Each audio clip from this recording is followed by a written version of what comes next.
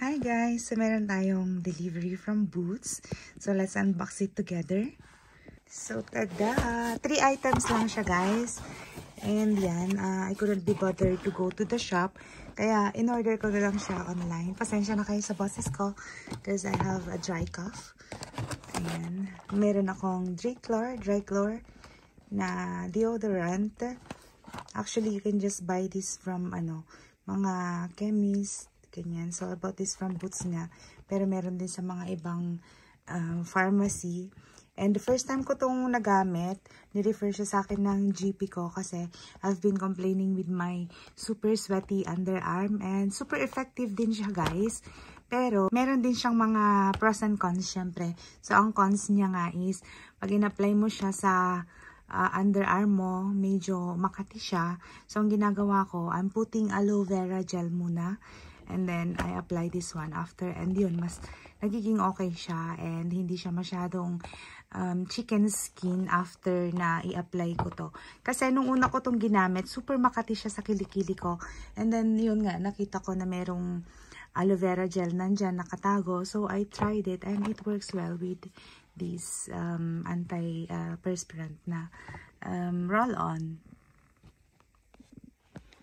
So, ayan yung bagong bili. Ito yung ginagamit ko na dati. And it lasted me 6 months. So, matagal din siya. Maliit siya. And this is, £6.85 yata. £6.75, something like that. So, medyo may kamahalan siya for me. For, roll-on, diba? Pero, effective siya. Super effective. Nakakawala siya ng amoy, ng sweat. Ayan. Hindi naman totally 100% na mawawala yung sweat. Kung wala kang ginagawa, syempre hindi ka pagpapawisan. Pero if you're doing like hard work, punta ka ng gym, syempre magiging sweaty rin yung underarm mo. Pero hindi siya mabaho.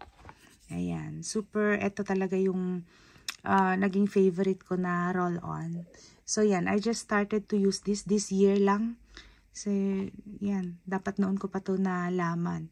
So, siguro hindi ganon ka-worse yung kilikili ko ngayon sana. Diba? Kasi I hate yung mga chicken skin, ganyan. Tapos, ang mahal naman, syempre, magpa, treatment ng underarm, ganyan, etc. So, yun. Ito. It may last me again for another 6 months. 6 months na to ngayon, pero so far, meron pa rin siyang laman. Meron pa rin. Meron pa. Siguro mga 1 week pa yan. And meron tayong Nivea Nourishing Lotion for £3.99. Naka-sale siya, kaya bumili na rin ako.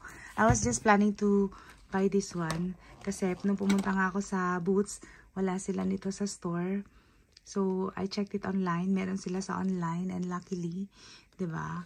So, yun. Since may sale na rin na mga lotion, kumuha na rin ako. And ito rin, kailangan ko rin to, Pixi na retinol tonic. So, since naubos na rin yung ganito ko, so maliit muna yung ginamit ko. Kasi yung isa is, tumagal din siya ng ilang, almost 1 year. Diba? So, yan, kalahati lang muna yung binili ko, 100 ml. Kasi, paiba-iba ako, marami akong mga ginagamit na tonic. Meron din yung Garnier, ganyan. So, yun yung pantanggal ko muna ng makeup. And then, hugasan ko yung face ko. And then, another, ito na naman, retinol tonic. Kaya, natatagalan siya actually na maubos. So, yan yung mga napamili ko today. And, one of my favorite na tonic talaga to. Maganda siya. Pagkagising mo sa umaga, parang super brighten yung skin mo. And smooth talaga siya. So, yeah. Second, ko na to. Batch ng Pixi. So, yan. Ang mga napamili ko from Boots. Thanks for watching, guys. Bye.